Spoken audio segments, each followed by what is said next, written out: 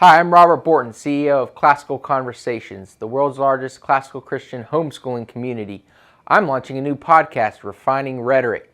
If you like cross politics or just listen to hear what crazy stuff they're saying today, you will enjoy Refining Rhetoric. You can find us on your favorite podcast platform. I practice the 15 tools of learning by interviewing great guests, looking at current events, and talking about cryptocurrency. It is the duty of the free man to resist tyranny at every turn. Every man will either watch his freedom stripped away or take action to protect what he loves. Introducing the A3, the newest revolutionary body armor from Armored Republic. The A3 is the new standard for lightweight multi-hit body armor. A3 plates are incredibly light at 4.6 pounds. The patented design captures fragmentation while remaining multi-hit capable. The A3 will stop up to M80 ball, yet comes in at only 0.7 inches thick. The A3 is the thinnest NIJ .06 compliant or certified composite standalone plate that includes the drop test. The A3 is the first of its kind, patent pending, that combines an alloy strike face with polyethylene backing, revolutionizing body armor technology by providing strength and durability while remaining sleek and maneuverable. The A3 is the new standard in lightweight body armor. The fight against tyranny just got stronger.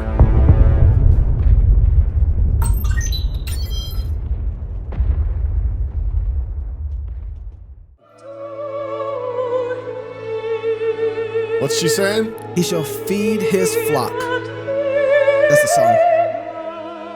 That's funny. I was just thinking someone should write a book on how to destroy a country in 10 steps. That's what was going on in this noggin. What did that have to do with the song? It was actually with our conversation before the song started, but welcome to Waterboy's World. Hey, y'all, welcome to Cross Politics. To ask. Advent week 1, done. Is it week 1.5? I mean, kind of. Yeah, it's close to 2. It's actually almost 2 now. Yeah, all right, 2. All right, that's how, again, welcome to Gabe's Noggin, all right? Oh, boy, let's get out of here quickly. I want to get out. I want out. It's Friday. Pastor Toby Chalk Knox, and I'm the Water Boy. And you poured me some eggnog, did you? Man, it was... You have some more? That was so good. This is just my favorite All eggnog. right. With ice, too. It's crazy that you actually put ice in it. And It's crazy? Yeah, it's so good. It's Yeah. Christmas. So you should join our club. During December, the first 75 people to upgrade or join our gold or platinum club membership will get our 32-ounce Kodiak Christmas water bottle. That's right. And free subscription to our Fight Laughies. It's in Christmas red. These are nice, too. I know. I've been using mine. I have 2, and I have a bunch of these, but I love them. I'm very well hydrated. This is so great. Better than ever. I like drinking water. Does Joy come locked in here that we don't know about? We've been packing these with Joy because when I drink, I'm joyful. It's that really slick engraving. That's I great. took this home and all my kids were like, "Oh, I know. Dad, I almost had to fight my son over this. Where'd you get that? Hey, you told him you got to join the club. You got to be like gold or platinum. It's like gold or platinum, buddy. What happened? Gabe, when you hit the table, you start controlling my board That's over here. crazy. Yeah, stop it. All right, I'm just saying. Stop it. I got a computer. Anyways, by joining the Fight Laugh Feast Army, not only will you be aiding in our fight to take down secular and legacy media, you also get access to content placed in our club portal, such as past shows, all our conference talks, and exclusive content for club members that you won't be able to find anywhere else. Lastly, you also always get discounts at our conferences. We don't have the big money of woke media, and so our club members are crucial for this fight. So as you remember the gift of Christmas, why not give to the world by subscribing to Fight Laugh Feast? So join the movement, join our army, and you can sign up now at fightlaughfeast.com. That just got real, the way Toby. Yeah, I know. The way Toby started talking Changed the world. All right, so, Brittany Griner, we talked about it yesterday on the show a little bit. American custody right now. That's right. She's on American soil, I think, by now. Yeah. And then you got Whelan, who was the military veteran that was left in prison. Right. Over there. Apparently. Because Biden said they tried. They were gonna do. They would just. Haven't been able to. Yeah, do it but yet. apparently, I sent you guys the article where NBC had edited their own report on this. Originally, NBC had reported that it was a choice between Griner or Whelan, and the Biden administration chose Griner. You think that's true? It was edited, and it's in the way back files that NBC edited the article. So, oh, man, maybe it was a typo. But that's not enough information for me to feel like that was. Anyways, neither here nor there. I agree with you. It's kind of a bad mistake to make, though. It is. Yeah. if you mean our media is not keeping us informed the way they should. Yeah, we'll get there with Twitter. Okay. But here's what's crazy to me is how much was it a Russian TV news political pundits? Yeah. They understand. They get America's woke culture better than we even understand the chips that are on the table and how they're played. Listen to this. First, I was very amused, but not surprised, that Boot was exchanged for Griner and not Whelan. He only has one, no two, no three problems. His first problem is that he is white. His second problem is he is a man. His third problem is he is a heterosexual. This is not something that can be forgiven today. It's just a catastrophe. Yes, here Griner beats him in every aspect. American voters were given a choice. A hero who suffered while serving his fatherland. A medal-covered hero who suffered during his service to his fatherland, the United States. Or a black lesbian hooked on drugs who suffered for a vape with hashish and well known for the sake of PR. American voters are choosing the obvious. I think that for us, it's one more piece of good news. The first good news is that Boot has returned. And the second good news is that a nation that spits on its heroes to the extent that it considers it significantly more important to free a rightfully charged, well-known athlete. She didn't suffer because she served her motherland, but because she couldn't live for 10 hours without hashish. Instead of freeing the person in prison for 2 years for serving his motherland. This says a lot about the state of this society, of these intelligent agencies, and everything related to geopolitical confrontation. Oh my goodness. That's hard to listen to. That's hard to hear. But she ain't wrong. This was a woke calculation. This was that ESG score for political prisoner swap. I mean, she's right? also assuming that they had an option. She's assuming they had an option. She's assuming that they could have traded. Well, I guarantee they had an option. Boot for winner. She's making the comparison either or, right? She's making the either or, not both and. I know, but that's what I'm saying though. But like, it's on the table. Like, she's assuming there was an option that America could have taken Whelan instead of Griner. Yeah.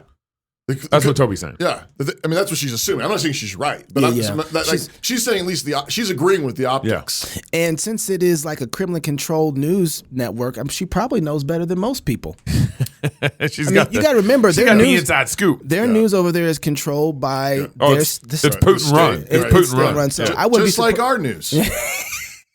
And we think we're better.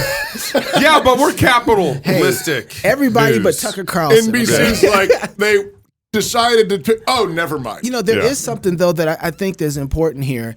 She's making a comparison between Whelan and Griner. Yep. And she's saying that not picking Whelan. Okay, now she's nailing who we are and how we're operating. She's getting that part right. Yeah. But let's just say for a second that we actually had a different perspective on this, and America picked Griner because she's a woman. Yep. And we care about women. And we treat. She still would have said the exact same thing. Sure. And so my point is, the things that they think that make us weak because we don't do what they want us to do are not the things that make us weak. And we should be very mindful of this. Uh-huh. It's those kind of things. Now, she's still getting us right. Yeah. But they would have said the same thing. Yeah. But the reason why we would have picked it, those are the things that make us strong. Mm-hmm. So even if we didn't pick our war hero because they think he's a spy, by the way. They're convinced in every way that he's a spy. Yep. Our American government hasn't said that yet. We don't currently have the ability to know. But whatever the case is, I hope we would always pick the women and children first, right?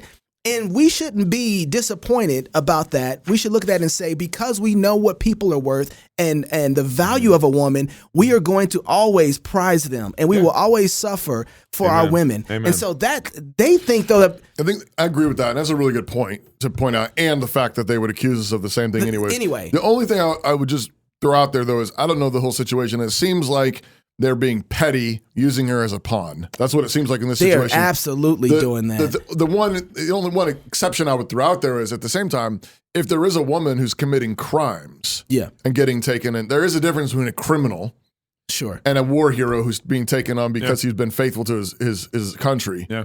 And I think that would have to be taken into consideration. Sure. But hold on. No, we've even went after people in America who were committing crimes. Remember the guy over there in Singapore who was spray painting vehicles? No. There was a guy, a big thing in the late 90s. Was it an American? It was an American man. He was spray painting vehicles over in Singapore, and they were going to cane him publicly. And they were going to publicly... They should have. Well, that was the vandalizing. Argument. That was the argument at the time. I'm just saying, look, I have no problem for American citizens paying for the crimes that they've committed.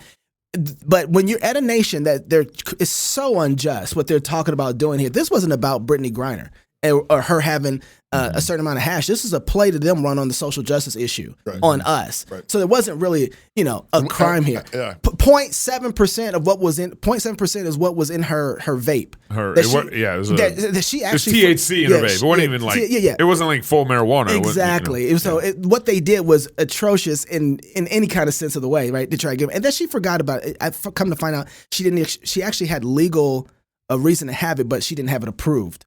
So that was a difference from what I understand. Right. Yeah, because Russia recognizes our medical paperwork. My point is to talk about how they view women. Right. Yeah. And then how they view their heroes who have contributed to the country. Our heroes is to kind of say, like, get the women out of here. Yeah. Right? Yeah. And so they have a different mindset. So they why I understand they nailed us, but the problem to me is that somebody who has a low view of women and people nailed us so well. Yeah. That's the part that's like, dang it. And so it's so unsanitized, this situation. And you need a lot of wisdom to work through what's going on here and to think through these things, because it's like, man, they got us and they know exactly what they're doing. And unintentionally, the Biden administration and this whole woke culture has put people and minorities at major risk when they go to other countries now. Yep, that's true. Yep. Well, that's good. That's true. Because they know the currency. The currency. Yep. Now the intersectional currency that'll get them their money from the U.S. This is what I call cleaning with poopy water. I talk about this quite often, but I'm going to say, well, they think they're helping, right? Yep. And they're not. Now everybody, you think I'm going to go to Africa? Yeah. Mm-mm. No. No, I'm not going. I'm not going. I'm not leaving. Not going to Russia. I barely want to go to Mexico. You see, because now they put a target, a high profile target, and high value target on all the minorities. Go, oh, we know we're going to get this because the only value in currency they love is virtue. Minorities. Woke currency. Yep. Yeah. And so now they've made it worse for us internationally. Okay, so speaking of spies, FBI apparently had a plant working for Twitter. Oh. Yeah.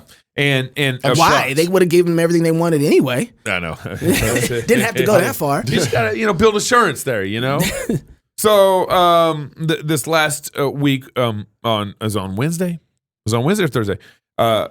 Twitter released another Twitter files, they've been calling them. So Twitter files number 2. I thought that was yesterday, wasn't it? It came from yesterday. Then this week has been very long. Yeah, this is week 7 of Advent. Yeah. Apparently so. Apparently so. A little behind. Is it Tuesday still? It's almost Easter. Yeah, for real.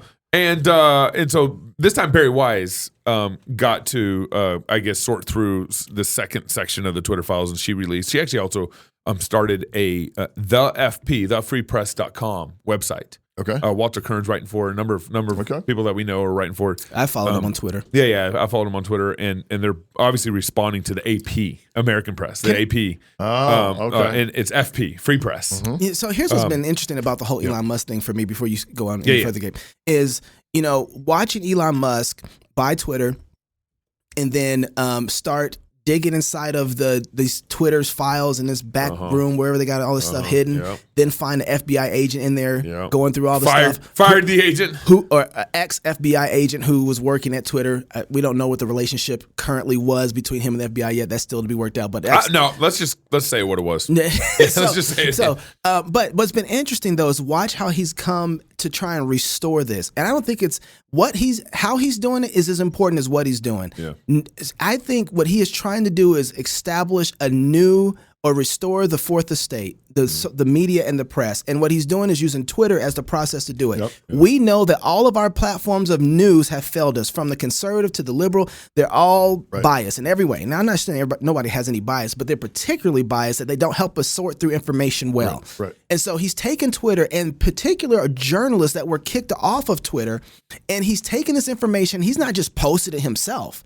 No. He's giving it to journalists, he's making a new form of journalism of people who are trying to recenter around the truth. And he's saying, guys, these are the new people to trust. Right. These are the new prophets. Listen to these guys. And they're dispersing this information. And so now you go from... That's really good, Knox, because Barry Weiss, she left or was fired. Was she canned, or was forced out of the New York Times? Yeah, come on. You know she's not going to be there. Yeah.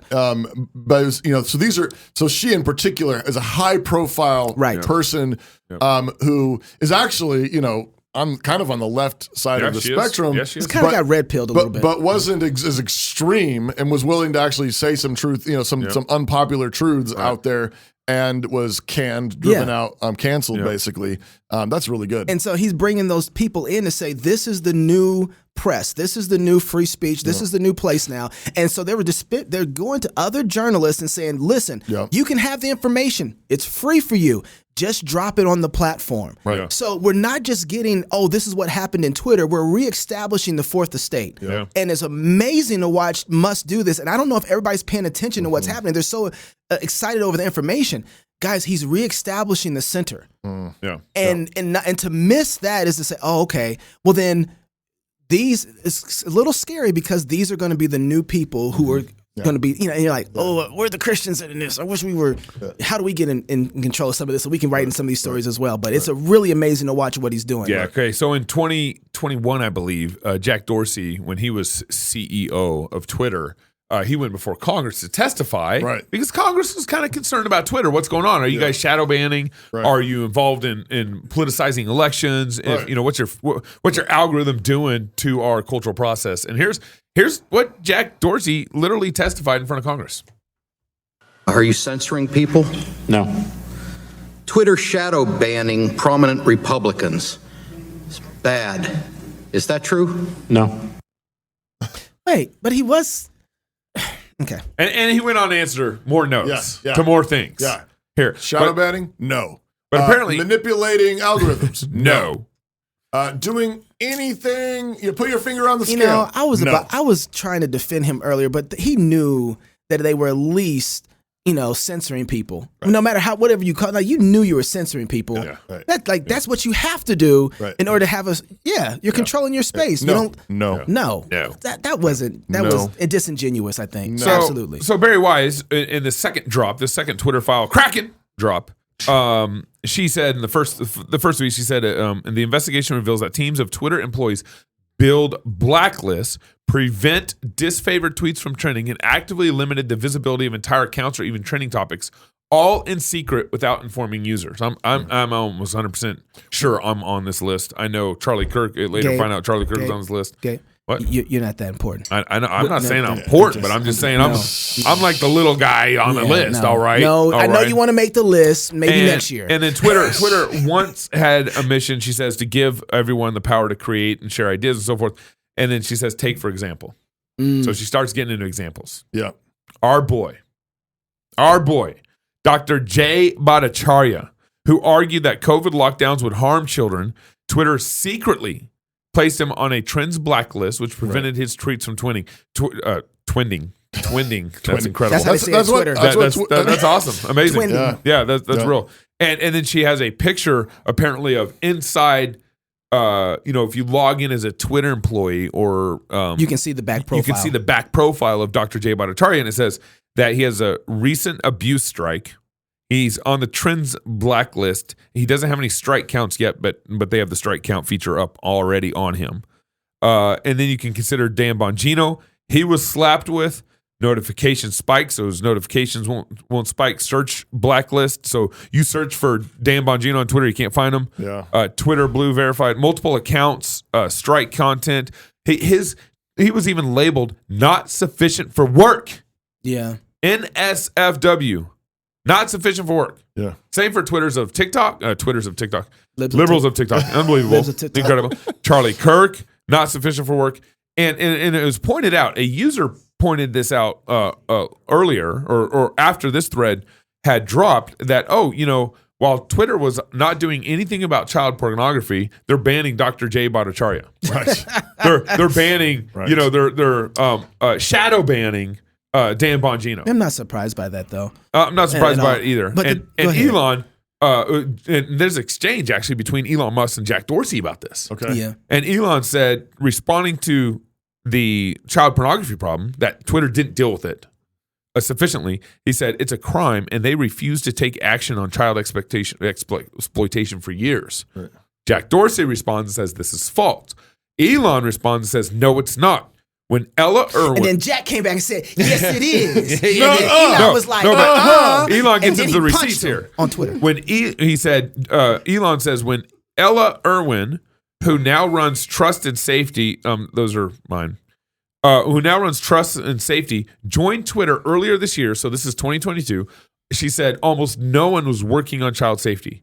She raised this issue with Ned and Parag. Parag was the former CEO, but they rejected her staffing request. I made it a top priority immediately. And so that's his response. So anyways, Jason Whitlock actually was on Tucker talking about some of the issues surrounding this. He has some good thoughts. Let's roll that clip. This is deeper than censorship. This is about propaganda and mind control and the control of the American public. Twitter and these social media apps have been rigged to control our minds and what we think. And so I want to be careful because I don't want to unpack too much. It's hard for people to understand. But just think about what Alex Jones has experienced over Sandy Hook and the lawsuits against him and the money they've taken from him. And now I want you to think about what Twitter has done to America for the last 7-8 years with Black Lives Matter. They promoted the myth and the anger and the animus and the emotion that the police were out here randomly killing black people, and everybody should be outraged. Everybody should take to the streets. Everybody should burn down cities and communities.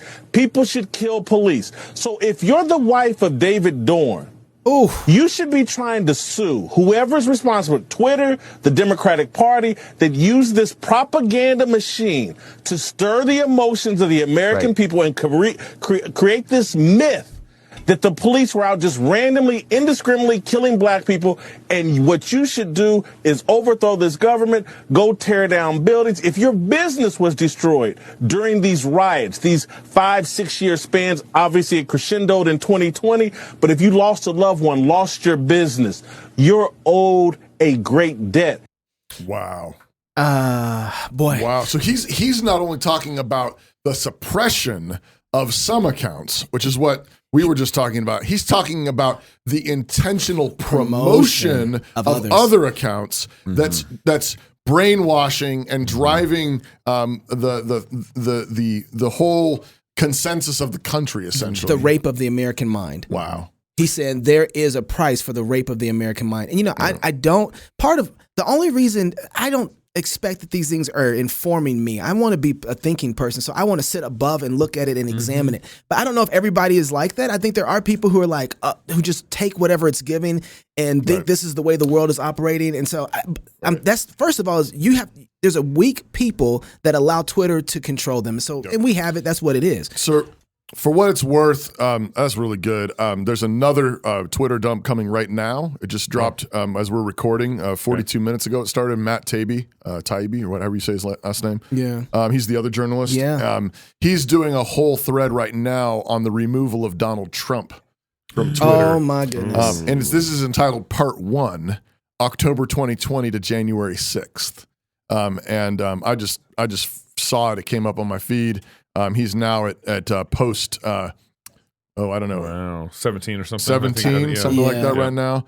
And just talking through the whole discussion and decision to kick Trump off of Twitter right during the January 6th and following aftermath. Well, I know you want to read something real quick. Yeah. So I just want to say this. I don't like playing this particular game, but if this is the game that they're going to play, then what if Trump is responsible for January 6th, then what is Twitter responsible for? Right. Right. You know what I mean? And that's what Whitlock is getting is getting at is like, I mean, okay, if we're gonna hold people responsible for their speech, right? But I don't like that world. Yeah. Well, and there is a line, but we have to have a standard. Yes. And this is why we need to get back to the Word of God. Facts. And if without that, then it's a big tug of war. That's right. And that's 100% right. And people lose their lives. Yep. Not so long ago, the American dream was alive and well. Employees who worked hard were rewarded, and employers looked for people who could do the job, not for people who had the right political views. Redballoon.work is a job site designed to get us back to what made American businesses successful: free speech, hard work, and having fun. If you're a free speech employer who wants to hire employees who focus on their work and not identity politics, then post a job on redballoon.work. If you are an employee who's being censored at work or is being forced to comply with the current zeitgeist, post your resume on redballoon.work and look for a new job. Redballoon.work, the job site where free speech is still alive. Redballoon.work. All right, it's the weekly wrap-up. Friday wrap-up. Here we go. On Monday, we heard a preacher telling us that we need politicians that are kingdom-minded, who know that the kingdom is over the Congress, and that kingdom-minded politician was Raphael Warnock. Apparently, the kingdom he was talking about was the kingdom of darkness and death and killing babies. But at least they know that their false religion will directly impact their politics. Maybe Christians could take a few notes from that. Warnock got elected on Tuesday, by the way, beating out Herschel, My Family Isn't in Order Walker. We also talked to another pastor, Toby, German pastor Tobias Riemenschneider. That's right, in Germany. About the state of the church in Germany, and we found out that apparently all the Germans have forgotten about fascism. On Tuesday, of all the people, you hope they would remember. Man, if they forget. On Tuesday, we talked about how businesses can't do big deals without checking first with Big Brother government. Yep. Senator Tom Cotton didn't have any pity for their complaints about liberal policies regulating them to death, since woke companies are asking for woke policies. Also, since woke companies don't seem to have any respect for conservatives, why would conservatives come to their aid when woke government policies strip search their merger deals? Knox thought Cotton's gospel presentation was a little lacking. All law, no gospel. He thought we should confront the woke tyrannies, but present the goodness of free markets at the same time. We also talked to pastors Michael Foster and Dale Partridge about Pastor Story Hour. Pastors reading Bible stories and other wholesome stories at public libraries with all their clothes on. It was a pretty radical move. They went online, filled out a form, and then went to the library and read stories to children. The Reformation will be televised. I just want to say that. Yeah. I mean, that was all. That's all they did. Pretty hard to do. They just filled out a form and then read children's stories. Did Kirk hear about that form? All 50 libraries, apparently. I don't know, or maybe everybody knows who Kirk is. On Wednesday, Knox told us that he finally watched It's a Wonderful Life, but he still gave a spoiler alert for everyone out there who hasn't seen it. We laughed at him for about 5 minutes. Oh, man. But we also remember Pearl Harbor. Faithful, courageous men telling good stories, and it was beer and psalms, so we talked about celebrating Christmas with militant joy from Psalm 98. Yesterday, we talked about the recent prisoner swap with Russia. That's what that says. One merchant of death for another merchant of death. As the Babylon Bee put it, this is the first time in history that a WNBA trade has made the headlines. Ooh. What's the WNBA? I don't know. And then we talked to William Wolf about the SCOTUS case, about website designer from Colorado. What's it called? 303 something? 303, yeah. Anyways, if y'all Baptists are smoking what William Wolf is, you're doing keep doing great. it. Keep you just smoking keep that. doing that. Amen. William's selling it, ain't he? Yeah, I think so. Yeah. Look him up. Check him out, although he's got to approve you to be his friend. It has been pointed out a number of times. This is my thought. Okay. It's been pointed out a number of times that conservatism finds itself routinely on the defensive. All we know is apparently what we're against. And so conservatism so often seems to be nothing but a rearguard action, a well-meaning retreat. Yeah.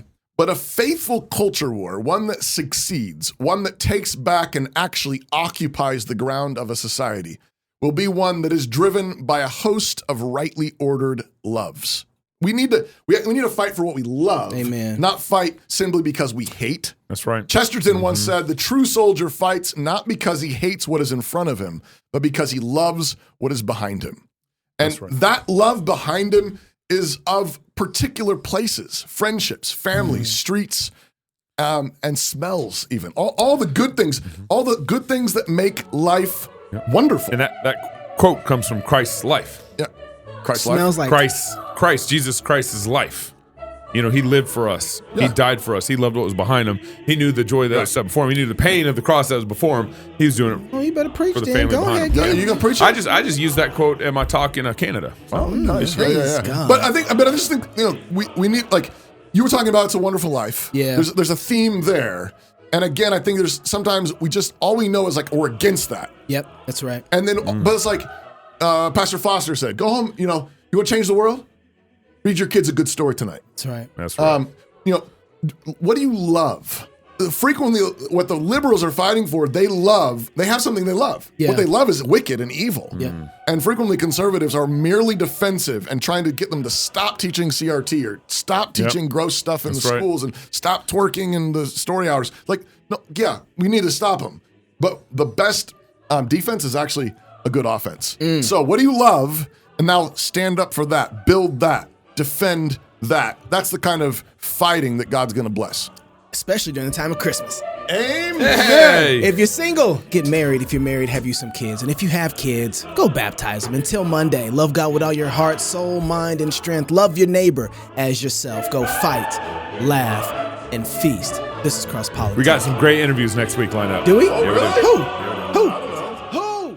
While God created the world, the morning stars sang together. After God delivered Israel through the Red Sea, Moses and Miriam led the people in singing. God destroyed Israel's enemies under King Jehoshaphat, while the choir sang. When Jesus was born, the angels sang, and before going to the cross, he sang. God rejoices over us with singing, and one of the only things we know for certain that everyone will be doing in heaven is singing. At New St. Andrews College, we understand that music is not an elective. It is central to our being and identity. We endeavor to train all our students in a joyful and robust musical literacy that will help them shape culture in a Christ-like direction wherever they go. Additionally, we offer the Certificate of Music in conjunction with our bachelor's degree in liberal arts and culture for students who desire extra music training beyond the regular music courses they will take as a part of the core curriculum. In the certificate program, you won't simply appreciate music or listen to it or talk about it. You will do music. You will study it, analyze it, read it, write it, sing it, and play it. You will receive private instruction in your primary instrument, as well as secondary lessons in voice, piano, conducting, and other instruments. You will receive a solid foundation in music theory and analysis. You will study music history, church music, and music pedagogy. And when you graduate, you will leave with the ability to sing, play, understand, and steward music in whatever church or community you plant yourself. I'm Dr. David Erb, and this is the Certificate of Music at New St. Andrews College.